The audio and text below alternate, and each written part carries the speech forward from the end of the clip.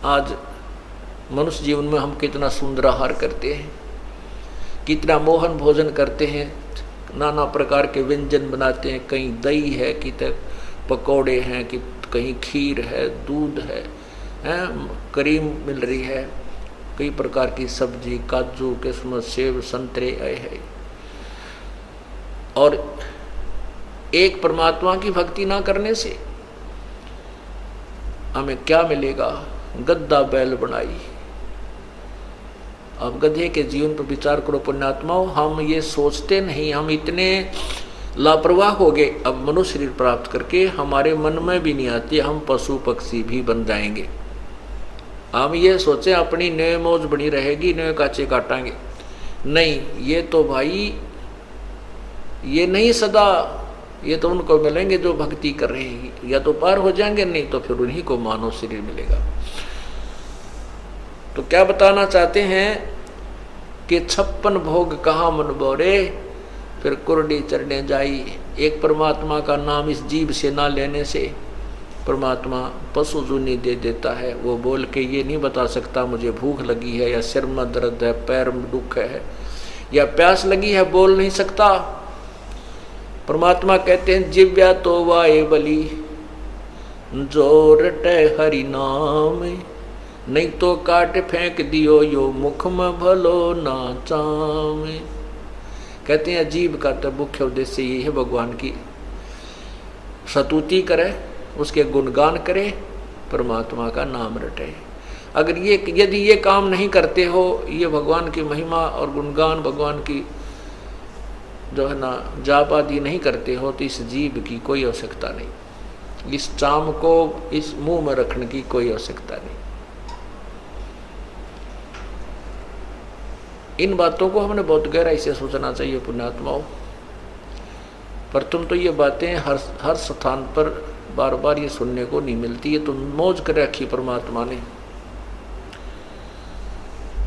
कि यहाँ 15वें दिन बाग लगा दिए अपने सत्संग के, और भगवान आत्माएं रह रह कर आ रही है। देख कितना दयालु है ये परमात्मा, अपनी प्यारी आत्माओं को पहले तो सुख देता है, दुखों को दूर करता है, और फिर इनको रुचि बनाता है कि हो देख ये पैसा मेरा वहाँ बर्बाद होना था, आज भगवान के पुण्य में लग रहा है। ये समय मेरा वहाँ हॉस्पिटल में लगना था या किसी और वहाँ लगना था, और आज परमात्मा के चरणों में आ रहा हूँ। वो आने की हिम्मत भी देता है, दान करने के लिए पैसा भी देता है, और अंदर से प्रेरणा भी करता है।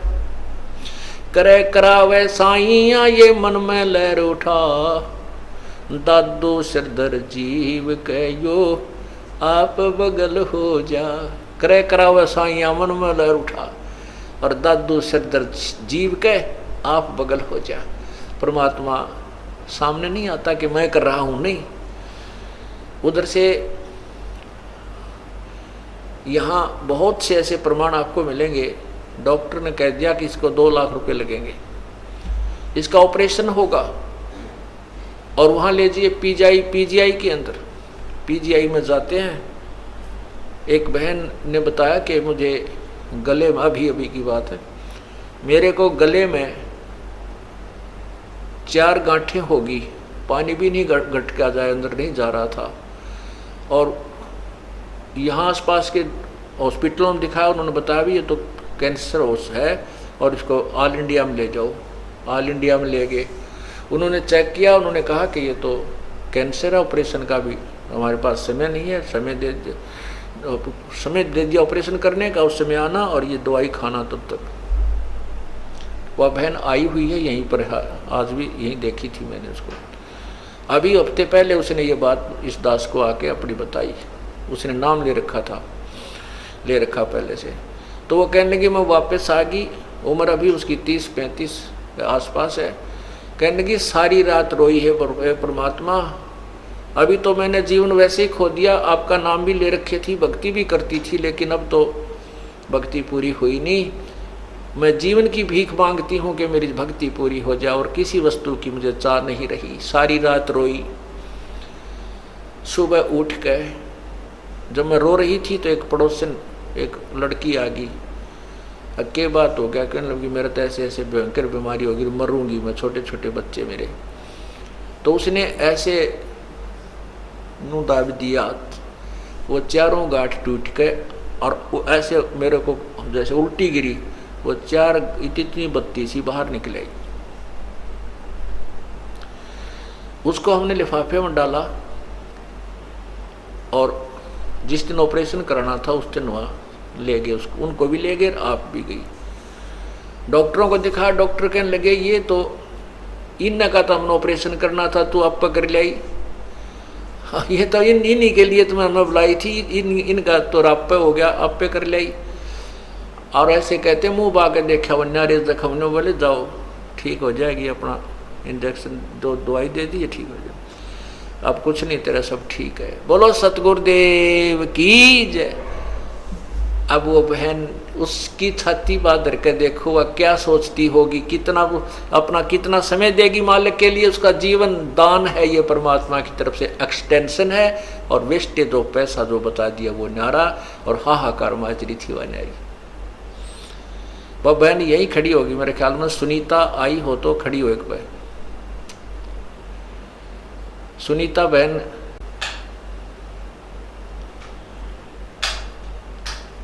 वो चली गई होगी फिर।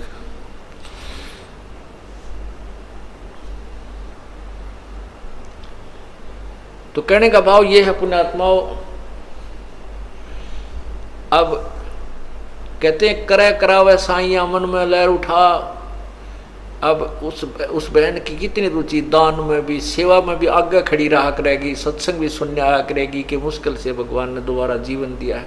तो ऐसे ही ये परमात्मा हमारे जन्म मरण के रोग को जड़ से निकालेगा। तो क्या बताते हैं, नर से तू पशुआ की जय गद्दा बैल बनाई, ये 56 भोग कहाँ मन बोरे, कहीं कुरडी चरने जाई। ये 56 भोग कहाँ मन बोरे। पुण्यात्मा बहुत गहराई से सोचा करो इन बातों को जो आपको बताई जाती है। कोई शौक नहीं है, हम कह रहे हैं तुम सुन रहे हो, ये कहन सुनन तक नहीं रखना। ये बातें कहन सुन की नहीं, ये कर पाड़ने की हैं, ये केवल सुनन तक सीमित नहीं रखना। इनके ऊपर कदम टू पॉइंट आपने चलने का प्रयत्न करना है। सहारा भी भगवान देगा, कबीर परमात्मा आपको सहारा भी देगा। हम उसी के सहारे से इस काल के साथ संघर्ष कर सकते हैं। जीव के बस की, जीव की कोई औकात नहीं है। कहते हैं ब्रह्मा का आसन खिसा जब सुनी काल की गाज। यो काल जब दहाड़ता है, गरजता है, ब्रह्मा जैसे, ब्रह्मा विष्णु महेश जैसे के जो है ना, उसके आसन भी थर्राने लग जाते हैं। और अर्जुन जैसा योद्धा देखकर उस काल को कांप रहा था, तो बाकी किसके विषय में कहें कि इस काल से कौन सुरक्षित हो सकता है। ये तो कबीर परमात्मा के सामने इस काल की दाल नहीं गलती, नहीं तो 21 ब्रह्मांड में ये सब के ऊपर प्रभु है। केवल कबीर परमात्मा के सामने ये नतमस्तक हो जाता है। उसकी चर्चा के जहां चलते वहां आसपास भी नहीं रहता ये।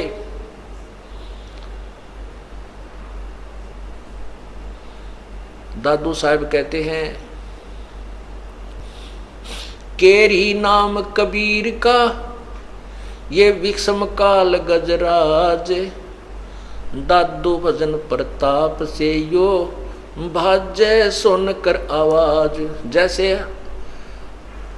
हाथी एक बहुत बड़ा शक्तिशाली जानवर है, ये तो समझो काल है, ये अन्य प्राणियों से तगड़ा है। और शेर के ऊपर केहरी परमात्मा कबीर साहब की जो शक्ति भक्ति और उसकी महिमा को समझो, ये बब्बर शेर है, केहरी है। और हाथी कितना तगड़ा हो और शेर एक दाड़ मार दे तो हाथी लीद कर देता है, इतना घबरा जाता है हाथी शेर की चिंगाड़ सुनकर, दहाड़ सुनकर। ऐसे ही कबीर परमात्मा के नाम से काल इतना भयभीत हो जाता है कि ये लीद कर जाता है, उस आसपास के क्षेत्र को छोड़ जाता है। ये सत्कर मानना। तो कहने का भाव ये है कि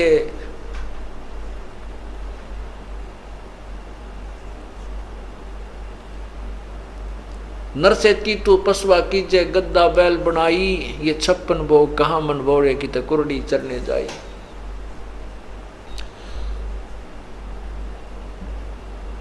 फिर क्या बताते हैं कि हम जो साधना करते थे और जो पूजाएं किया करते थे वो हमारी व्यर्थ थी। उन साधनाओं से क्या था, जैसे पिताजी की अस्थि उठाओ, माताजी की, भाई की, बहन की, जिसकी भी, उन अस्थियों को ले जा करके गंगा में प्रवाह करवा के आओ, वहाँ पुरोहित होते हैं, उनसे क्रिया कराओ, तुम्हारे पिताजी का मोक्ष हो जाएगा, गति हो जाएगी। वो भी करवा दिया पिताजी की गति कराने के लिए, माताजी की गति कराने के लिए। उसके बाद क्या हुआ कि अब इसके जो है ना श्राद्ध निकालो, 13वीं करो, फिर 17वीं करो, महीना करो, फिर वर्ष 6ठा महीना करो, फिर वर्षी करो। किस लिए कि इसकी गति होगी। फिर कहते हैं अब श्राद्ध निकालो, इसकी गति हो जाएगी, श्राद्ध निकालो। परमात्मा कहते हैं अरे तेरा गजब यो गति कराने लगे थे, कहाँ से और कहाँ जा छोड़ा। क्या कहते हैं, प्रेत शिला पे जा बिरज पितरों पिंड भराई, बहुर श्राद्ध खान को आए काग भय कलमाही। अब श्राद्ध के दिन आओगे, आज सोच लग जाएगा परसों चौथे। अब देखना, देखिए भगवान किसे बौड़े बना रखे हमारे कोई नादानों ने। जबकि आपको दिखाया था विष्णु पुराण में कि श्राद्धों में क्या लिखा है कि पितरा के श्राद्ध करे तो 2, 4, 8, 2, 4, 6 ऐसे कहते, 2 ब्राह्मण हो, 4 हो, 6 हो, 8 हो, इवन नंबर में। और पितरा के उसके करे, भूता के करे, प्रेतों के तो 1, 3 ऐसे 6 इस प्रकार, मतलब 5, 6 ना हो, 5, 7 जिस तो 2 से भी डिवाइड ना हो, इतनी संख्या के ब्राह्मण जमाने चाहिए। और फिर लास्ट में ये लिख रखा है कि एक योगी अगर 1000 ब्राह्मणों के सामने बैठा दिया जाए तो उन ब्राह्मणों का भी पेड़ा पार करे, यजमान का भी करे। तो फिर पुण्यात्मा आप जो है अब योगी हो गए हो। गीता जी में लिखा कि अर्जुन कि जब दूसरे अध्याय का 40वां श्लोक है कि अर्जुन जब नाना प्रकार के भ्रमित करने वाले, नाना भिन्न भिन्न प्रकार के भ्रमित करने वाले ज्ञानों से जब तेरी बुद्धि हटकर एक ज्ञान पर रुक जाएगी तब तो तू योगी होगा।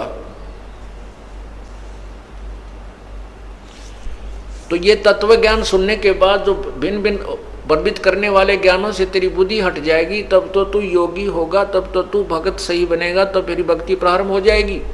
तो यहाँ लिखा है कि कोई योगी 1000 ब्राह्मणों के सामने एक योगी यानी तत्वदर्शी संत से प्राप्त नाम प्राप्त प्राणी उनको उनके सामने ला दिया जाए तो उन ब्राह्मणा का भी उद्धार करे, यजमान का भी, क्योंकि वो ज्ञान सुनाएगा, परमात्मा की यथार्थ कथा सुनाएगा, उस सच्चा ज्ञान बताएगा और परम संत के पास ले जाकर पूरे परिवार का भी और उन ब्राह्मणों का भी कल्याण करवाएगा, उनको ज्ञान समझाएगा, उनका बेड़ा पार करवा देगा। तो हम क्यों ना वो काम करें जो उन जिनसे हम अपने पितरों की मोक्ष चाहते हैं, उनसे वो मोक्ष भी ना होता उनका। अब देखो क्या होता है, क्या बताते हैं,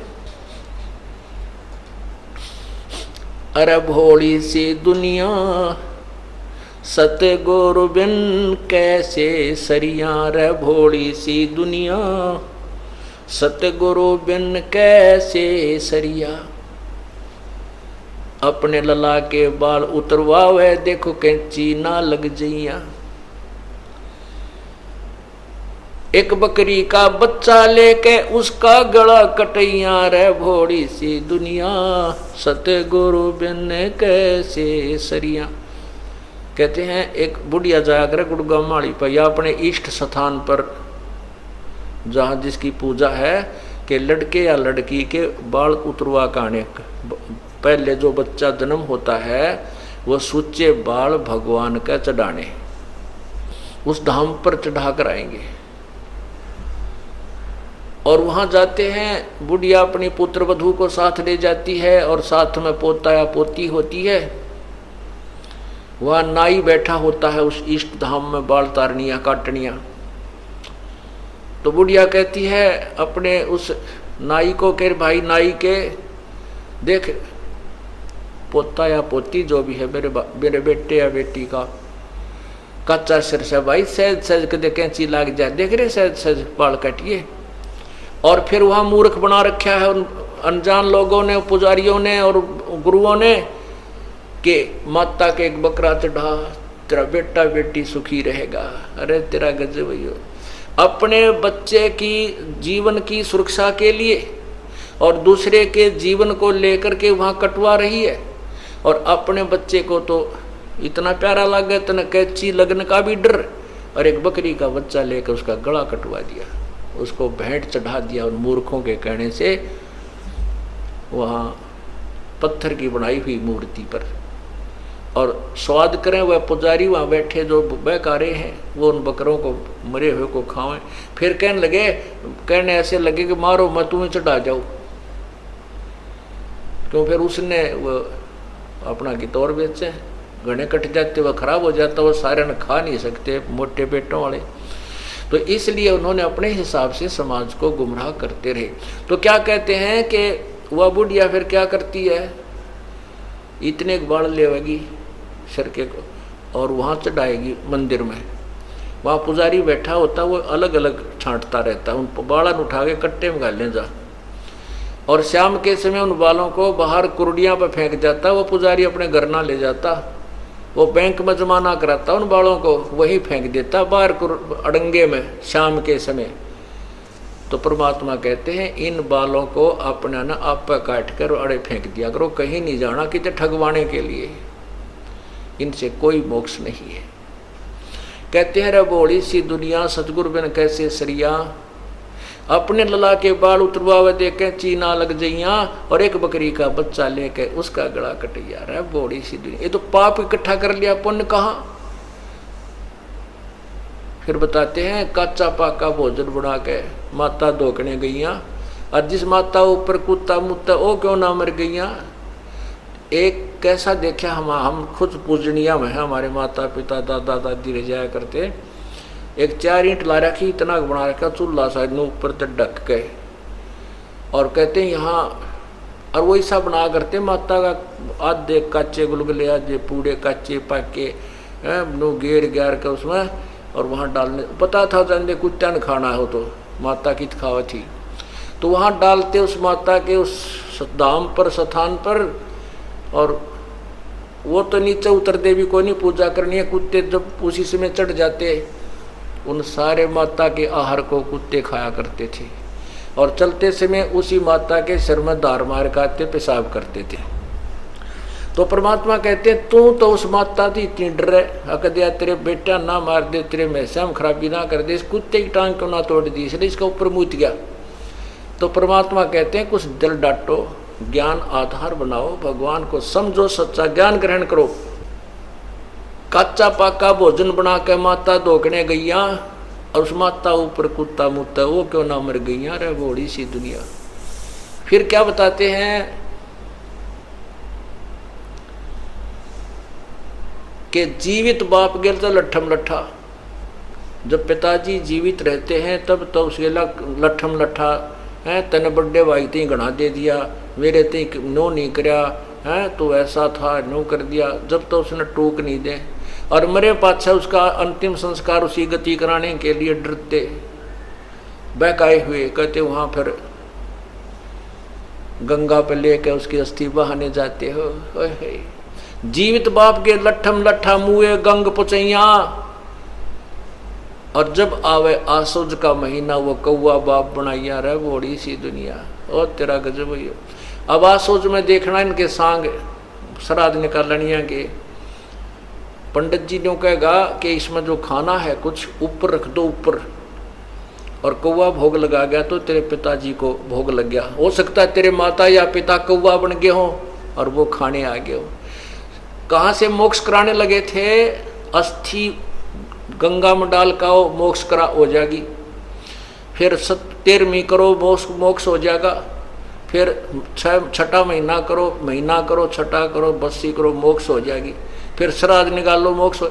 श्राद्धों में वो कौवा बाप बना दिया, वो कौवे को बाप बना दिया कि तेरा हो सकता माता पिता कौवा बनकर आगे हो, इनको भोग लग जाएगा। ओए होए, क्या कहते, जय सतगुरु की संगत करते तेरे सकल कर्म कट जाई, अमरपुरी पर आसन होते जहां धूप ना छाई। यदि सतगुरु सच्चे संत की, तत्वदर्शी संत की संगत करते, ये सब झंझट मिट जाते, सब पाप कट जाते, सब कर्म कट जाते, और सतलोक में तुझे ये स्थान मिल जाता, तेरा पूर्ण मोक्ष हो जाता। बोलो सतगुरुदेव की जय। सत साहिब।